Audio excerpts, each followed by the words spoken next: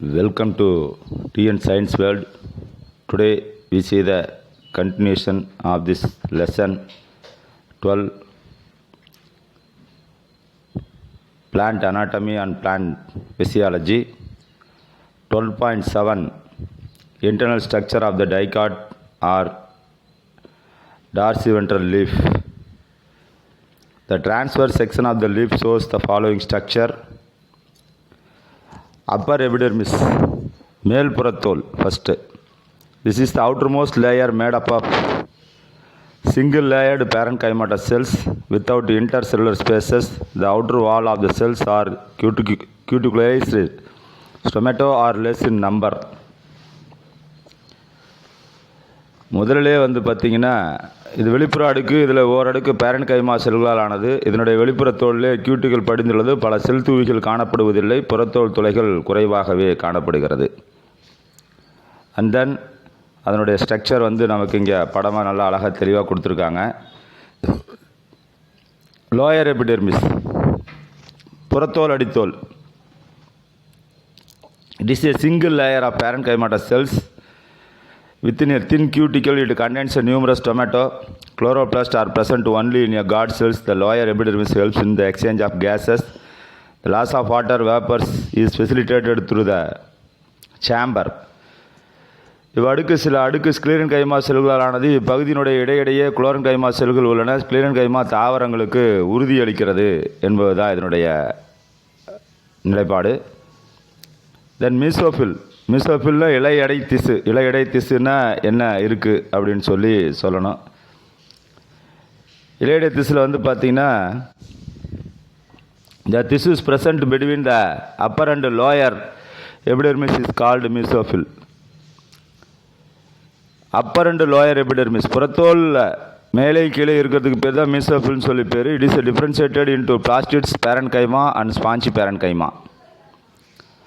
And then palisade parenchyma, வலிவான கூர்மையான parenchyma செல்கள். It is found just below the upper epidermis. The cells are elongated,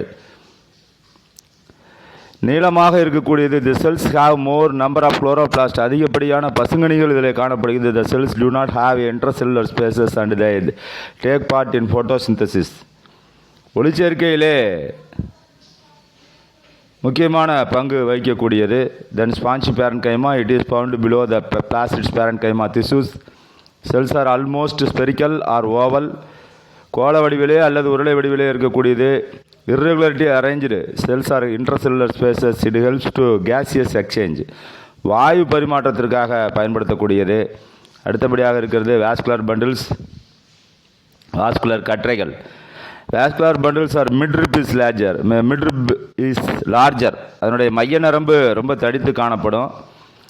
vascular bundles are conjoint, collateral and closed. Each vascular bundle is surrounded by the sheath, உரை இதில் காணப்படுகிறது. Of parenchyma cells called bundle sheath. Vascular கற்றைகள் bundle சீத்தாக காணப்படுகிறது, vascular கற்றைகளாக காணப்படுகிறது. Each vascular bundle consists of xylem lying towards the upper epidermis and phloem towards the lower epidermis. மேல்புறத்தில் உள்நோக்கிய சைலம் கொண்டவே ஒவ்வொரு வாஸ்குலர் கற்றையை சுற்றியும் ஸ்க்ளீரன் கைமா கற்றை உள்ளது என்பது தான் சைலம் ஃப்ளோயம் இருக்கக்கூடிய விஷயங்களை பற்றி இங்கே சொல்லியிருக்காங்க.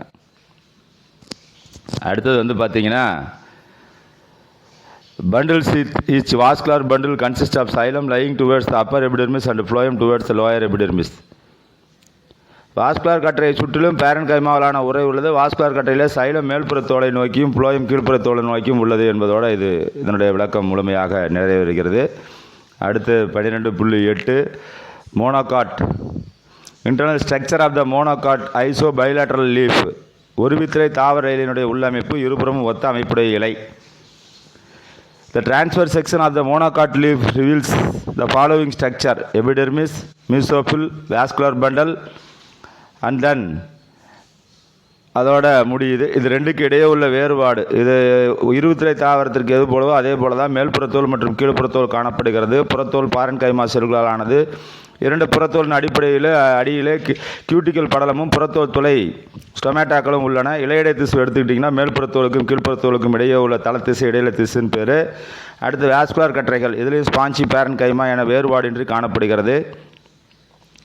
அளவில் சிறியது பெரிதுமான பல வாஸ்குலர் கற்றைகள் காணப்படுகின்றன. ஒவ்வொரு வாஸ்குலர் கற்றையை சுற்றிலும் பேரன்கைமா செல்களான உறை ஒன்று உள்ளது. ஒன்றிணைந்தவை, ஒருங்கமைந்தவை, மூடியவை. வாஸ்குலர் கற்றையிலே சைலம் புறத்தோலையும் மேல்புறத்தோலையும் நோக்கி புளோயம் குலத்தோலை நோக்கியும் உள்ளது என கிட்டத்தட்ட எவ்வாறு இதற்கு முன்னதாக இருபத்திலே தாவர இலையினுடைய உள்ளமைப்பிலே இருந்ததோ இருபக்க இலையிலே, அதே போல தான் இதில் டைகாட் லீஃப் மோனோகாட் லீஃப்னுடைய டிஃபரன்சியேஷன் நமக்கு அட்டவணையாக கொடுத்துருக்காங்க. டார்சி வென்ட்ரல் லீஃப் அப்படின்னா மேற்கீழ் வேறுபாடு உள்ள இலைகள். மோனோகாட் லீஃப் அப்படின்னு பார்த்தீங்கன்னா ஐசோபேட்ரல் லீஃப், இருபக்கம் ஒத்த அமைப்பு காணப்படக்கூடியது. Mesophyll differentiated into palisade and spongy parenchyma. Mesophyll is not differentiated into palisade and parenchyma.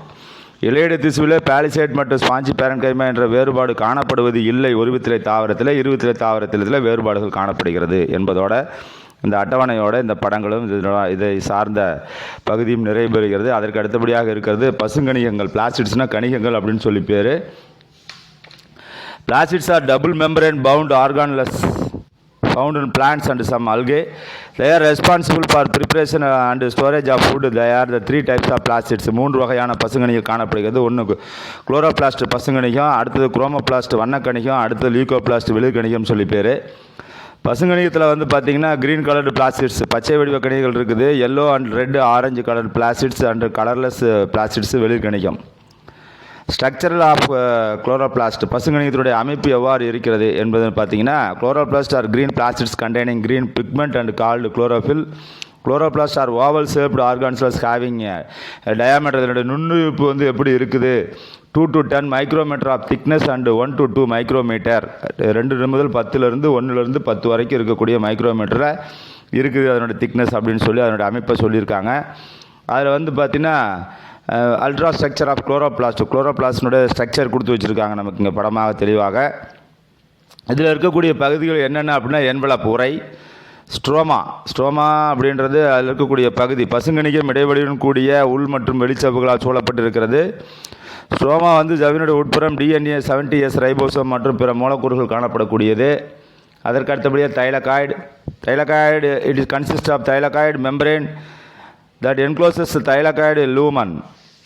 Thylakoids forms as a stack disc-like structure called as a grana. Then grana na enna, some of the thylakoids are arranged in the form of the disc sac one above the other. These stacks are termed as a grana. They are interconnected to each other by membranous lamella called Fred channels. பல கிரானாக்கள் ஒன்றோடு ஒன்று கிரானா லெமல்லா அல்லது stroma லெமல்லாவால் இணைக்கப்பட்டுள்ளது. தைலகாய்டிலே ஒளிச்சேர்க்கைக்கான நிறமிகள் பெருமளவிலே உள்ளது. இதனுடைய பணிகள் என்ன? Functions of chloroplast. இதனுடைய பணிகள் என்ன அப்படின்னு சொல்லி பார்த்தோம்னா, photosynthesis, storage of starch, synthesis, fatty acid, storage of lipids, formation of chloroplast. ஒளிச்சேர்க்கை, தரசம் சேமித்தல், கொழுப்பு அமில உற்பத்தி, லிப்டுகள் சேமிப்பு, பசுங்கணிகம் உருவாக்கம், இதுதான் இதனுடைய பணிகள். And then we see the photosynthesis. ஒளிச்சேர்க்கைனா என்ன அப்படிங்கிறத பற்றி சொல்லணும். Photosynthesis light synthesis to build in process by which autotrophic organism like green plants, algae and chlorophyll containing bacteria utilize the entry from sunlight. Photosynthesis they produce their own food in the process. Carbon dioxide combines with water in the presence of sunlight and chlorophyll to form the carbohydrates. During the process oxygen is released by the byproduct.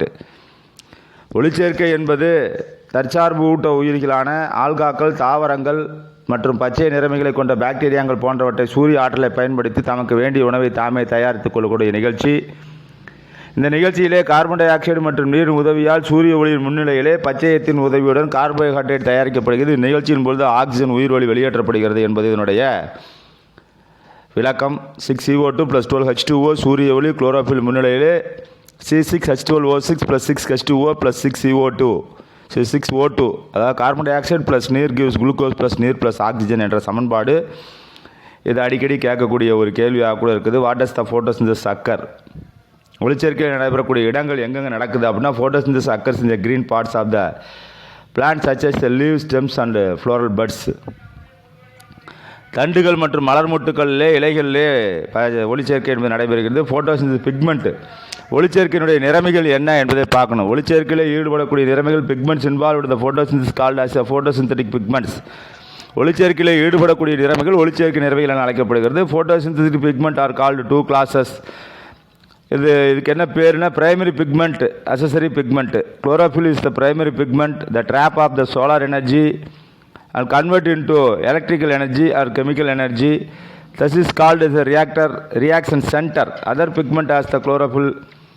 B, A ஒன்று இருக்கு, B the carotenoid and the called accessory pigments, and they pass on the observed energy to chlorophyll molecule. Reaction centers and the accessory pigments harvesting center together called as a photo system, ஒளி தொகுப்புன்னு சொல்லி பேர். இதில் வந்து பார்த்திங்கன்னா 2 வகையான இருக்குது. பச்சையும் ஏ முதன்மை நிறமையாகவும் சூரிய ஆற்றலையும் அதிகம் கவர்ந்திழுக்கும் தன்மை கொண்டவை. இது வினை மையம் என அழைக்கப்படுகிறது. பச்சையம் பி கரோட்டினாய்டு போன்றவை துணை நிறமைகள் என அழைக்கப்படுகிறது. வினை மையம் பச்சையம் மற்றும் துணை நிறமைகள் ஏற்பி நிறமை மூலக்கூறுகள் இரண்டும் சேர்ந்து ஒளி தொகுப்பு, ஏபி ரெண்டும் சேர்த்து இதனுடைய ஃபோட்டோ சிஸ்டம், ஒளி தொகுப்புன்னு சொல்லி பேர். Role of sunlight and photosynthesis, ஒளிச்சேர்க்கையிலே சூரிய ஒளியினுடைய பங்கு. த என்டையர் ப்ராசஸ் ஆஃப் ஃபோட்டோசிந்தசிஸில் takes place inside the chloroplast. The structure of chloroplast is such that the light dependent light reaction and light independent dark reaction takes place the different sides in the organelle. Light dependent அப்படின்னா Hill reaction அப்படின்னு சொல்லி பேர். Hill reaction இது சொன்னவர் வந்து பேர் robin hill அப்படிங்கிறவர் சொல்லியிருக்கிறாரு. அதனால் அதுக்கு பேர் ஹில் ரியாக்ஷன் சொல்லி பேர். ஒளி சார்ந்த வினைகள் அப்படின்னு சொல்லி பேர். ஒளிச்சேர்க்கை முழுவதுமே நிகழ்ச்சி பசுங்கணித்துள்ளே நடைபெறுகிறது. ராபின் ஹில் என்பவரால் முதலிலே கண்டறியப்பட்ட இந்த நிகழ்வு சூரிய ஒளியின் முன்னிலையிலே தைலகாய்டு சபையில் நடைபெறுவதால் இதுக்கு ஒளிச்சேர்க்கை நிறமிகள் சூரிய ஆற்றலை ஈர்த்து ஏடிபி மற்றும் NADPH2 உருவாக்குறது. இவை இரண்டுமே இருள் வினைக்கும் பயன்படுகிறது. அடுத்தது ஒளி சாரா வினை, லைட் இண்டிபெண்ட், லைட் இண்டிபெண்ட் 2 வினை இருக்குது. இந்த லைட் இண்டிபெண்ட் என்ன அப்படின்னா பயோசிந்தசிஸ் ஃபேஸ்ன்னு சொல்லி பேர், உயிர் பொருள் உற்பத்தி நிலை. இந்த நிகழ்ச்சியின் பொழுது ஒளிச்சார்ந்த வினையிலே உண்டான ஏடிபி மற்றும் NADPH2 உதவியுடன் கார்பன் டை ஆக்சைடு ஆனது கார்போஹைட்ரேட்டாக ஒடுக்கமடைகிறது. இது பசுங்கணிகத்திலே ஸ்ட்ரோமா என்ற பகுதியிலே நடைபெறுகிறது. இந்த நிகழ்ச்சி கால்வின் சுழற்சி எனவும் அழைக்கப்படுகிறது. இப்போ கால்வின் சுழற்சியெலாம் நடைபெறதை பார்த்துட்டு அதுக்கு முன்னாடி ஒரு அட்டவணை கொடுத்துருக்காங்க. ATP adenosine triphosphate, ADP adenosine diphosphate, NAD nicotinamide adenine dinucleotide, NADP nicotinamide adenine dinucleotide phosphate அப்படின்னு சொல்லி பேர். இதனுடைய அர்த்தங்கள் நல்லா தெரிஞ்சு வச்சுக்கணும். இந்த வார்த்தைக்கு உண்டான அர்த்தங்களை இது அடிக்கடி ஒன் மார்க் கேள்வியில் கேட்கக்கூடிய கேள்வி. ஹில் ப்ராசஸ், மெல்வின் கால்வின் அப்படிங்கிறவர் தான் American biochemist discovered the chemical pathway of photosynthesis. The cycle is named as the Calvin cycle. He was awarded the Nobel prize in the year in 1961 for his discovery. இதை கண்டுபிடித்ததற்கு இவருக்கு 1961 Nobel பரிசு வழங்கப்பட்டது. அதற்கு அடுத்தபடியாக factors affecting the photosynthesis, ஒளிச்சேர்க்கையை பாதிக்கக்கூடிய காரணிகள் என்ன என்பதை பார்க்கணும். ஃபஸ்ட்டு இன்டர்னல் ஃபேக்டர்ஸ் என்னென்னா பிக்மெண்ட்டு நிறமியால் பாதிக்கும், லீஃபேஜ் இலையினுடைய வயது, அக்யூமுலேஷன் ஆஃப் கார்போஹைட்ரேட்டினுடைய செறிவை பொறுத்து இருக்குது. அடுத்து ஹார்மோன்கள் குறைவாக இருந்தால் ஒளிச்சேர்க்கை பாதிக்கும். இதில் வெளிக்காரணிகள் என்ன அப்படின்னு பார்க்கணும். எக்ஸ்டர்னல் ஃபேக்டர்ஸ் என்ன அப்படின்னா light, carbon dioxide, temperature, water, mineral elements, கனிமங்கள் இதெல்லாமே இருந்ததுன்னா பாதிக்கும் அப்படின்னு சொல்லியிருக்காங்க. அடுத்து infobit, artificial photosynthesis is the method for producing the renewable energy can be use the sunlight. Indian scientist CNR Rao அப்படிங்கிறவர் தான் who was conferred the Bharat Ratna விருது 2013. Also working as the similar technology of the artificial photosynthesis to produce hydrogen fuel renewable energy means புதுப்பிக்கக்கூடிய ஆற்றலை பண்ணதுக்காக இவருக்கு வந்து பாரத் ரத்னா விருது வழங்கப்பட்டது என்ப விஷயத்தையும் இங்கே சொல்லியிருக்காங்க. தென் மைட்டோகாண்ட்ரியா செல்லினுடைய ஆற்றல் நிலையம். Mitochondria are the filamentous or the granular cytoplasmic organelles present in the cells. செல்லிலே காணப்படக்கூடிய இலை போன்ற அல்லது துகள் போன்ற சைட்டோபிளாஸ் நுண்ணுறுப்பு பேர் மைட்டோகாண்ட்ரியா. இவற்றை முதலில் 1857 கோலிக்கர் என்பவர் வரிதேசி செல்களிலே கண்டறிந்தார். செல்லினுடைய ஆற்றல் நாணயம் என அழைக்கப்படுகிறது. ATP மைட்டோகாண்ட்ரியாவிலே உற்பத்தி ஆவதால் மைட்டோகாண்ட்ரியா செல்லினுடைய ஆற்றல் நிலையம் என அழைக்கப்படுகிறது. It is the one of the power house of the cell என அழைக்கப்படுகிறது. இது வந்து பார்த்திங்கன்னா 0.5 மைக்ரோமீட்டர் டு 2.0 மைக்ரோமீட்டர் வரை இதனுடைய சைஸ் இருக்கும். Mitochondria contain the 60 to 70% protein, 25% 32% lipids இதில் இருக்குது. லிப்பிடுகளும் 5 to 7% RNA அண்ட் DNA கனிமங்கள் இதில் இருக்கிறது என்பது மைட்டோகாண்ட்ரியா. அதனுடைய ஸ்ட்ரக்சரை படம் கொடுத்துருக்காங்க, ஸ்ட்ரக்சர்ஸ் ஆஃப் மைட்டோகாண்ட்ரியா. இதில் என்னென்ன முக்கியமான பகுதிகள் இருக்குது அப்படிங்கிறத படத்தின் மூலமாக நமக்கு விளக்கியிருக்கிறாங்க. இது வந்து பார்த்திங்கன்னா மைட்டோகாண்ட்ரியாவினுடைய சவ்வுகள் உள் மற்றும் வெளி சவ்வுகளால் சூழப்பட்ட ஒரு அமைப்பு. 60 முதல் 70 ஆம்ஸ்ட்ராங் தடிமனுடையது. இது வளவளப்பானது மூலக்கூறுகளை அனுமதிக்கக்கூடிய நொதிகள் மற்றும் புரதம் லிப்டுகள் காணப்படுகிறது. சவ்விலே போரினுடைய மூலக்கூறுகள் போரின் மாலிகுல்கள் காணப்படக்கூடியது. அதற்கு அடுத்தபடியாக வச்சு ஃபார்ம்ஸ் சேனல்ஸ் கால்வாயாக இருக்கிறது. இது வந்து பார்த்திங்கன்னா அடுத்து inner mitochondria membrane it's a semi permeable membrane regulate the passage of material into out of the mitochondria. It is a rich enzymes and carrier proteins. It consists of 80% of protein and lipids. இதில் வந்து பார்த்திங்கன்னா cristae என்ற உட்புற சவ்விலே விரல் போன்ற நீட்சிகள் cristae காணப்படுகிறது. இதில் கிறிஸ்டேவானது பரப்பளவை அதிகரிக்கிறது மற்றும் பல நொதிகளை பெற்றுள்ளது. உள்புற மடிப்பு சவ்வுகளுடன் காணப்படுகிறது. அதுக்கு அடுத்தபடியாக அதில் ஆக்சிசோம் என்ற ஒரு அமைப்பு. ஆக்சிசோம் என்றது எப்பன் துகள் கிறிஸ்டாவிலே பல நுண்ணியட்டு டென்னிஸ் ராக்கெட் வடிவ துகள்கள் இதில் காணப்படக்கூடியது. படம் வந்து நமக்கு தெளிவாக கொடுத்துருக்காங்க. ஆக்சிசோம் வந்து படம் வரைந்த பாகங்களை குறித்து அடிக்கடி கேட்கக்கூடிய கேள்வி. The inner mitochondrial membrane bear minute regularly spaced tennis racket shaped particle known as a oxysome. இது F1 particle the involve ATP synthesis. கிட்டத்தட்ட பார்த்திங்கன்னா கிறிஸ்டாவிலே பல நுண்ணிய டென்னிஸ் ராக்கெட் வடிவ துகள் காணப்படுகின்றன. இவை ஆக்சிசோம்கள் துகள் என அழைக்கப்படுகிறது. இவை வந்து பார்த்திங்கன்னா ஏடிபி உற்பத்தியிலே அதிக அளவு பங்கு பெறுகிறது. இதனுடைய படம் வரைந்த பாகங்களை குறி என்ற கேள்வி அடிக்கடி கேட்கக்கூடிய கேள்வி. And then the functions of mitochondria. மைட்டோகாண்ட்ரியாவுடைய பணிகள் என்ன அப்படின்றத சொல்லணும். Mitochondria is the main organelles of cell of respiration. They produce a large number of ATP molecules. Those they are called as a powerhouse of the cell, ATP factory of the cell. It helps cells maintain the normal concentration and calcium ions.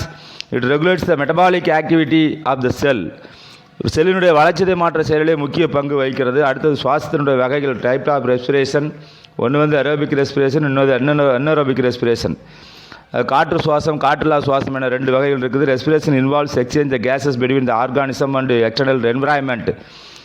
The plants obtained oxygen from their environment and release the carbon dioxide and water vapor. This exchange of gases known as the external respiration. வெளிப்புறத்தில் நடைபெறக்கூடிய வெளிப்புற சுவாசம் என்று பேர். In the physical process, biochemical process occurs within the cells where the food is oxidized to obtain the energy is known as the cell respiration. காற்று சுவாசத்தினுடைய படிநிலைகள் இதில் வந்து பார்த்திங்கன்னா ஒரு 3-4 படிநிலைகள் இருக்குது. அரோபிக் ரெஸ்பிரேஷன் இதில் வந்து பார்த்திங்கன்னா காற்று சுவாசத்தில் கிளைகாலிஸ் கிரப்ஸ் வச்சு எலக்ட்ரான் கடத்தி சங்கிலி அமைப்பு அப்படின்னு சொல்லி 3 இருக்குது. ஃபஸ்ட்டு பார்த்தீங்கன்னா glycolysis Krebs cycle and electron transport chain அப்படின்னு சொல்லி 3 விதமான நிகழ்ச்சிகள் இருக்குது. அன்னரோபிக் ரெஸ்பிரேஷனில் பார்த்தீங்கன்னா anaerobic respiration takes place without oxygen. Oxygen இல்லாமல் நடக்கக்கூடிய சுவாசம். Glucose is converted into ethanol into plants or lactate in some of bacteria. இதுக்கு ஒரு equation C6H12O6 plus gives to CO2 C2H5OH plus energy of ATP adenosine triphosphate அப்படிங்கிற ஆற்றல் வெளிவருகிறது.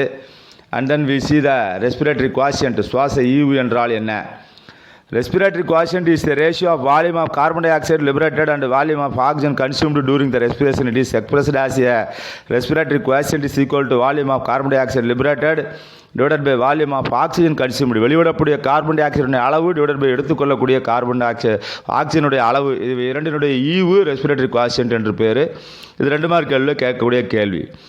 இப்போ பாடம் 12ஆம் பாடம் முழுமையாக நமக்கு இப்பொழுது நிறைவு பெற்றது.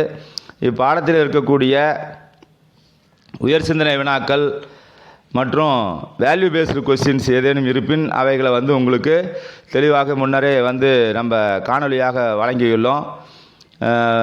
13ஆம் பாடம் என்பது இந்த ஆண்டு உங்களுக்கு குறைக்கப்பட்ட பாடத்திட்டத்தின் கீழ் இல்லை என்ற தகவல் நமக்கு வந்துள்ளது. அது உண்மையா என்ன அப்படின்றது அரசிடமிருந்து இன்னும் முழுமையாக நமக்கு செய்திகள் பெறப்படவில்லை.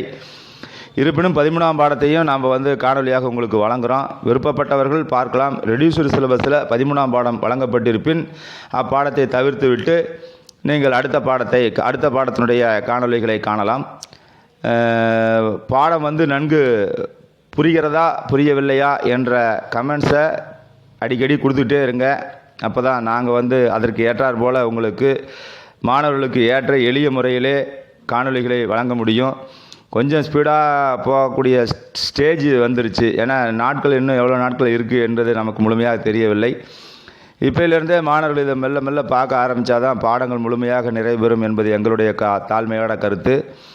12ஆம் பாடம் plant anatomy and plant physiology இத்துடன் நிறைவு பெற்றது. நன்றி, வணக்கம். அடுத்த பாடத்தினுடைய காணொளியை பின்னர் காண்போம்.